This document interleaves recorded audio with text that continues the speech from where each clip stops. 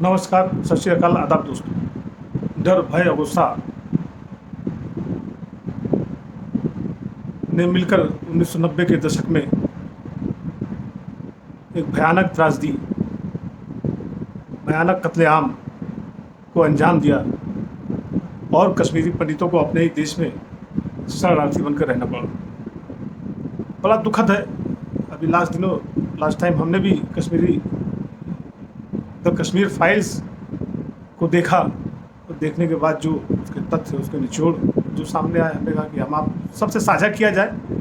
ये देश के माथे पे एक काला टीका है और मैं तो विवेक अग्निहोत्री को बधाई देना चाहता हूँ कि इतनी बड़ी त्रासदी को कितनी हिम्मत से, बड़े हौसले से उन्होंने प्रस्तुत किया।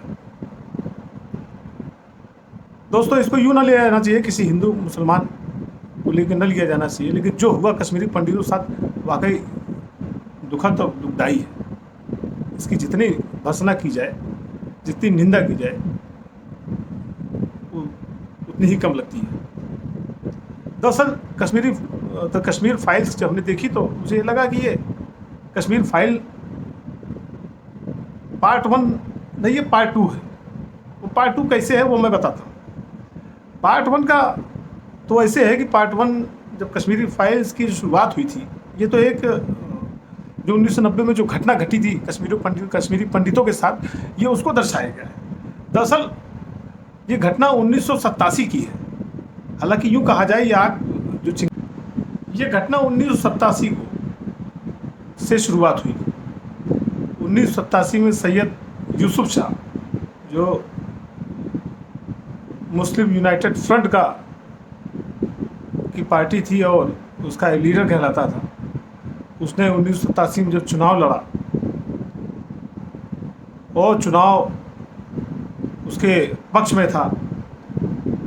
पक्ष में होने के साथ साथ चुनाव वो जीत भी रहा था, लेकिन केंद्र की सरकारों के दबाव के आगे उसको चुनाव ज़बरदस्ती हरवाया गया। और हरवाने के बाद जब वहाँ की जनता उग्र हुई या रोड पे आने लगी, तो यूँ कहा जाए कि उसको, जिसके समर्थक या यूसुफ शाह को उठा के जेलों में डाला गया। लगभग 300 लोगों को जेलों में डाला गया, अलग अलग क्षेत्रों से, अलग अलग उसके पार्टी कार्यकर्ताओं को, जिससे कश्मीर में एक भयानक त्रासदी और आग सी लग गई, जिसको कंट्रोल करना पाना बड़ा मुश्किल हो रहा था। उसके बाद सैयद यूसुफ साहब को 14 माह की जेल होती है। 14 माह की जेल के बाद वो जब छूट के आता है, वो अपना जो फ्रंट था, मुस्लिम यूनाइटेड फ्रंट, उसको लगातार जेलों में रह के भी सक्रिय करता रहा। और जब वो सैयद यूसुफ शाह की मैं बात कर रहा हूँ, सैयद यूसुफ शाह के बारे में मैं थोड़ा बता दूँ, ये कौन है। सैयद यूसुफ शाह वही हैं जो लश्कर तैयबा के कमांडर है, जो आज की तारीख में पाकिस्तान में शरण ले रखे हैं और उसके सबसे बड़े कमांडर हैं। सैयद यूसुफ शाह को जब 14 माह के बाद छोड़ा गया तो उसने हथियार उठा लिया। हथियार उठाने के बाद गिन गिन कर, और सबसे पहले 2 वकीलों की हत्या की। उसके बाद देश के गृह मंत्री मुफ्ती मोहम्मद सईद हुए थे, उनकी लड़की रूबिका सईद का अपहरण किया और जो बचे कुचे साथी जेलों में बंद थे, उसके एवज़ में, उनको छोड़ने के एवज़ में उन साथियों को भी छुड़ा लिया। उसके बाद चीन, पाकिस्तान और चीन का लगातार उसको सहयोग मिलता रहा और उसने जो पाकिस्तान के मंसूबे थे, वो ये मंसूबे थे कि उसको एक ऐसा मजबूत आदमी चाहिए था जो कश्मीर में आतंक फैला रखे। उसका पूरा यही मंसूबा था, जिसके तहत सैयद सलाउद्दीन या यूसुफ शाह कहा जाए के रूप में आदमी मिला और उसने हथियार और पैसा दिया। वहाँ के स्थानीय लोगों ने के साथ मिलकर कुछ भोले भाले सीधे साधे लोगों को बहला फुसला कर, पैसों की लालच देकर, उनका माइंड वॉश करके उनको अपने साथ लेकर घाटी में बर्बर आतंक फैला दिया। दरअसल कश्मीरी नहीं था वहाँ पे, कश्मीरी वहाँ नहीं था, वहाँ पे तो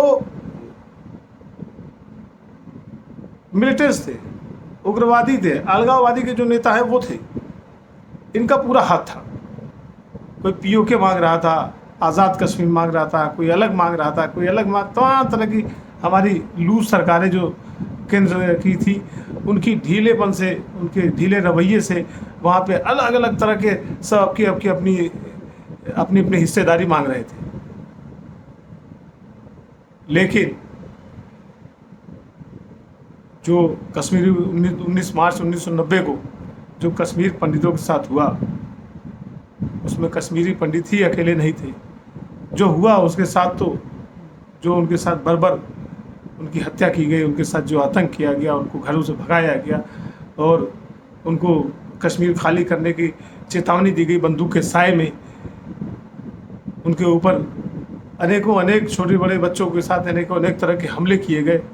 बेहद दुर्भाग्यपूर्ण, दुखद था। स्थानीय कश्मीरी लोगों ने, एक चीज़ मैं बता देता हूँ, कश्मीर में 2-3-4 बार भी मैं गया हूँ, तो कश्मीर में जाति धर्म बहुत कम है, पहले कश्मीरियत है। कहते हैं कि पहले वहाँ कश्मीर के लोगों को कश्मीरियत पसंद है। कश्मीर का व्यक्ति है, किसी धर्म जाति का हो, उनको कश्मीरियत नज़र आती है, और बाद में वो अपने अपने जाति धर्म से लोग बटे हुए हैं। वहाँ के कश्मीर के लोग वाकई बहुत अच्छे नेक हैं, चाहे वो किसी जाति धर्म का हो। बहुत ही सुलझे सभ्य, मतलब यूँ कहा जाए कि बेहद शरीफ लोग हैं। लेकिन कुछ मिलिटेंट्स, अलगाववादी, उग्रवादी, इनको कहा जाए कि नेता बनकर पूरे कश्मीर को बर्बाद कर दिया। उन कश्मीरियों को जब भगाया गया तो उसमें 2609 परिवार, 2600 से अधिक परिवार मुस्लिम लोग भी थे। 1700 से अधिक परिवार सिंधी और पंजाबी लोग भी थे जिनको वहाँ से भगाया गया। वो, उनका दोष यही था कि वो कश्मीरी पंडितों को बचाने का काम कर रहे थे, उनको सुरक्षित स्थान पर ले जाने का काम कर रहे थे, उनके साथ कंधे से कंधा मिलाकर खड़े थे। इसलिए उनको भी उग्रवादियों ने, अलगाववादियों ने, या मिलिटेंट्स कहा जाए, उन लोगों ने उसका अपना शिकार बनाया। उनको भी नहीं बख्शा। लगभग 44,000 से अधिक परिवारों को वहाँ से बेघर किया गया। जो कश्मीर फाइल्स में दिखाया गया है लगभग पूरा सच है। मैं भी पिछले दिनों हमारे गृह जनपद के हमारे आदर्श और हमारे यूँ कहा जाए कि गाजीपुर के लाल आदरणीय महामहिम मनोज सिन्हा जी जब वहाँ गृह मंत्री बन के गए, उपराज्यपाल बन के गए, तो हम लोग का भी कई बार जाना आना हुआ है। मैंने उस घटना का जिक्र किया स्थानीय कश्मीरी लोगों से। उन्होंने बताया कि दरअसल क्या था कि उस वक्त जिस तक मिलिटेंट्स हावी थे, अलगाववादी, उग्रवादी हावी था, इधर सरकारें हावी थी, और उनका प्रकोप इतना ज़्यादा था कि अगर हम इनका सपोर्ट करते थे तो वो आके हमें मारते थे, हम उनके साथ अगर खड़े नज़र आते थे तो ये मारते थे। जितना कश्मीरी पंडितों को सताया गया उतना हम लोगों को भी सताया गया। इसलिए सताया गया कि हम लोगों ने कश्मीरी पंडितों को बचाने का काम किया। हालांकि जो हुआ बहुत दुखद है, दुर्भाग्यपूर्ण है, और इस तरह की घटनाओं को हमेशा संज्ञान लेना चाहिए। अभी फिल्म बनी तो तमाम तरह के तूल पकड़ने लगे लोग कि ऐसी फिल्म नहीं बननी चाहिए, सांप्रदायिक मिलता है, तमाम दंगे फसाद करते हैं। ऐसे फूलन देवी की भी फिल्म बनी थी, ऐसे अनेक फिल्में बनी हैं। अगर कोई इस तरह की फिल्में बनाता तो किसने रोका उसको? जब बनाए ना, गोधरा में बना ले, उसकी मर्जी हो दिल्ली बना ले, जहाँ मर्जी वहाँ बना ले, क्या कौन रोक रहा है? जब प्रधानमंत्री जी ने कह दिया है कि इस तरह की सच्ची घटनाओं पे की आधार पे फिल्म बननी चाहिए, या अगर किसी की इच्छा है बनाने की तो बना लेगा, कोई परेशानी नहीं है, लेकिन इसको मुद्दा ना बनाए। उसको एक्सेप्ट करे कि हाँ गलती हुई है। फिर तब देश में भारतीय जनता पार्टी की सरकार बनी और जम्मू कश्मीर में समर्थन से एंट्री करने के लिए समर्थन से महबूबा मुफ्ती की सरकार बनाई गई। उसमें गृह मंत्रालय अपने पास रखा गया, जिससे गोपनीय जानकारियां एकत्रित किया गया कि ये मिलिटेंट्स को सूचनाएं कहाँ से एकत्रित होती हैं, इनकी सुख सुविधाएं कहाँ से मिलती हैं, वो सारी गोपनीय उनको जानकारी एकत्रित करने के बाद उसे समर्थन वापस लिया गया।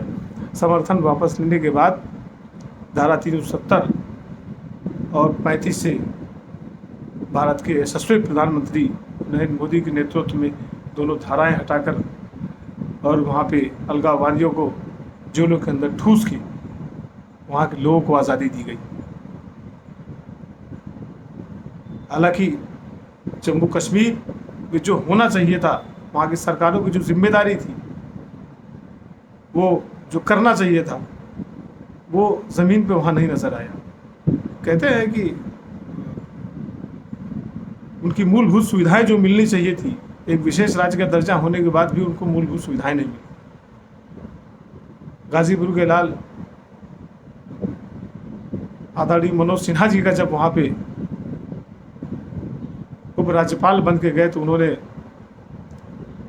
जिनको विकास पुरुष के नाम से पूरा देश जानता है, उन्होंने एक रूपरेखा तैयार की और विकास की एक कुंडली बनाई कि इस तरह से विकास हो। पहले 1000 गाँव को चयनित किया, फिर 250 500 गाँव को, फिर 250 गाँव को, फिर प्रत्येक गाँव को चाहे 3 किलोमीटर ऊपर पहाड़ी पे हो, उनको 3 सारी मौलिक सुविधाएं जो होती वो सब मिली हैं।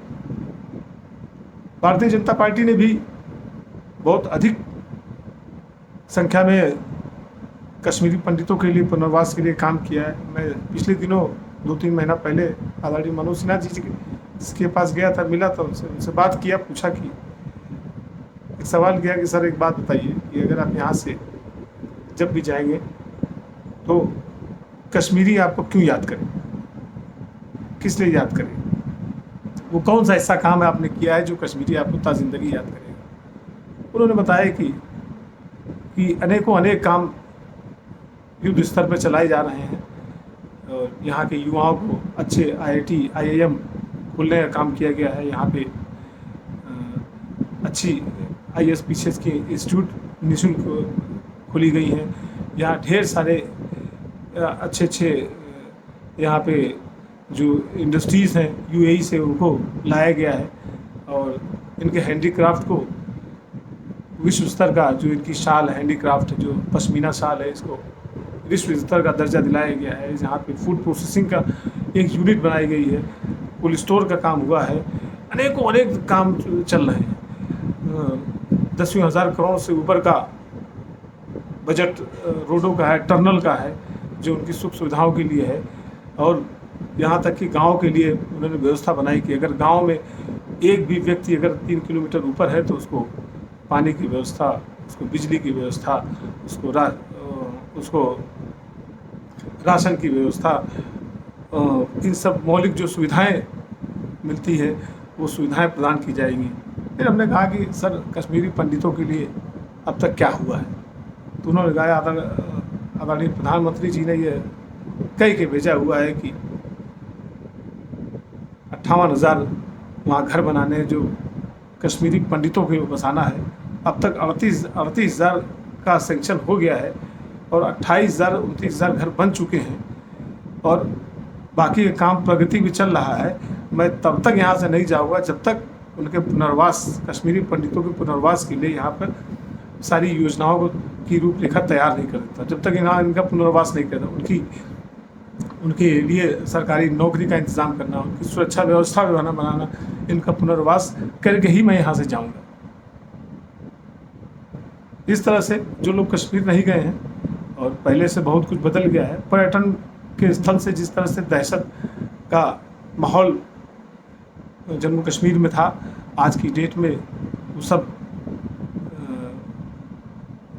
कम हो गया है। बहुत चीज़ों पे भारत सरकार ने काबू कर लिया है और देश के यशस्वी प्रधानमंत्री, सशक्त प्रधानमंत्री होने के नाते हमारी सेनाएं भी चुस्त दुरुस्त मजबूत हैं और एक एक करके मिलिटेंट्स, अलगाववादी, उग्रवादी को ढूंढ ढूंढ के मार रही है।